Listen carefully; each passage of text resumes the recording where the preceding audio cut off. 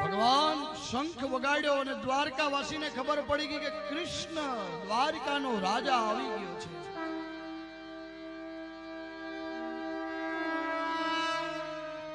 અને 28 દિવસ સુધી ગુફામાં જાંબુવંત અને કૃષ્ણનું યુદ્ધ થયું છે. એની ઈચ્છા હતી જાંબુવંતની રામા અવતાર માટે મારે કોક વડિયા સામે બાંધવું છે. પણ કોક મળે તો થાય કે એવો, પણ ત્યારે તો કોઈ હતું નહીં. રામા અવતારમાં તો મર્યાદા કીધી ને, ભગવાનની મર્યાદાઓ હતી. ભગવાને કીધું કે જા, હું કૃષ્ણ અવતારમાં તારી ઈચ્છા પૂરી કરીશ.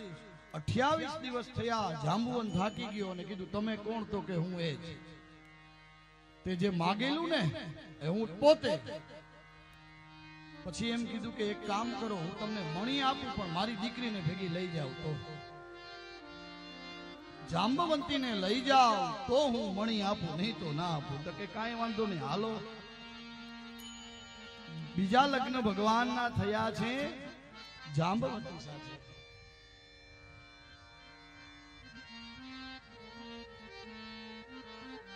અને આ બાજુ મણી આપી દીધો ભગવાને સત્રાજીતને. લે ભાઈ, આ તારો મણી. મેં નતો લીધો ભાઈ. અને પછી તો કથા એવી બતાવી છે કે આ સત્રાજીતે સત્યભામા પોતાની દીકરી છે ભગવાનને આપી કે તમે મારી દીકરી સાથે લગ્ન કરી લ્યો. જો લગ્ન કરી લે તો જમાઈ થાય ને, પછી જમાઈ થાય એટલે કંટ્રોલમાં આવી જાય.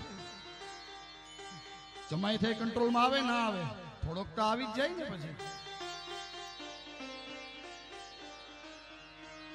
ભગવાને કીધું,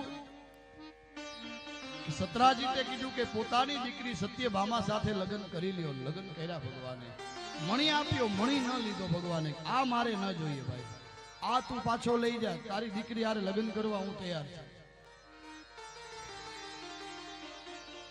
પછી તો એવી કથા બતાવી છે કે આ મણી સતધનવા સત્રાજીતને મારીને લઈ ગયો. સતધનવાએ થાપણ શબ્દ ખબર ને, થાપણ તરીકે અક્રૂરજી પાસે મૂક્યો.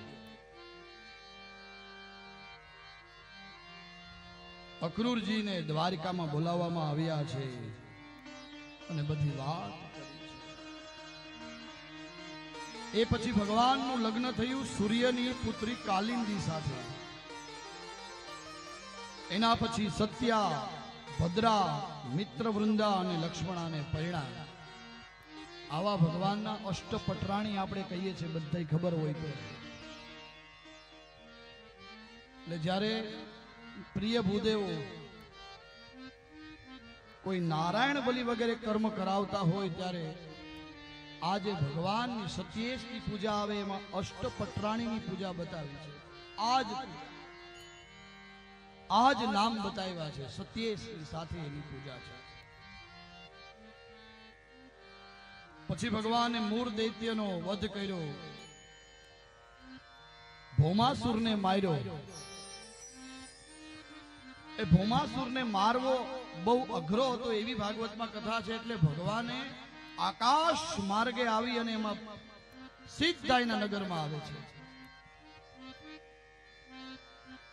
અને નારદજીએ એ ભૌમાસુરના કેદમાં 16,100 કન્યા હતી. એને કીધું તું તમે એકનું ચિંતન કરજો, એક દિવસ તમને છોડાવવા આવશે. અને કૃષ્ણ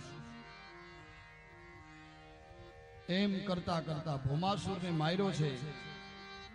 અને હવે ભૌમાસુર મરાયો એટલે 16,100 કન્યાઓ ભગવાનની સામે ઊભી રહી ગઈ કે હવે અમારે શું કરવું? હવે અમારો કોઈ સ્વીકાર પરિવાર, માતા પિતા, પતિ કોઈ નહીં કરે તો શું કરીએ અમે? તો ભગવાને કીધું શું કરવું? તો કે તમે અમારી યારે લગ્ન કરી લ્યો ને, કીધું છે. અને આમાં 16,100 સાથે વિધિપૂર્વક ભગવાને લગ્ન કર્યા છે. ટોટલ 16,108.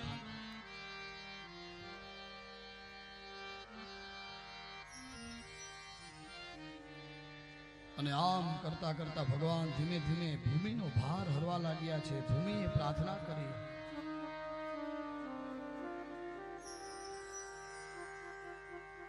કે ભગવાન તમે ઘણો બધો ભૂમિનો ભાર હરી લીધો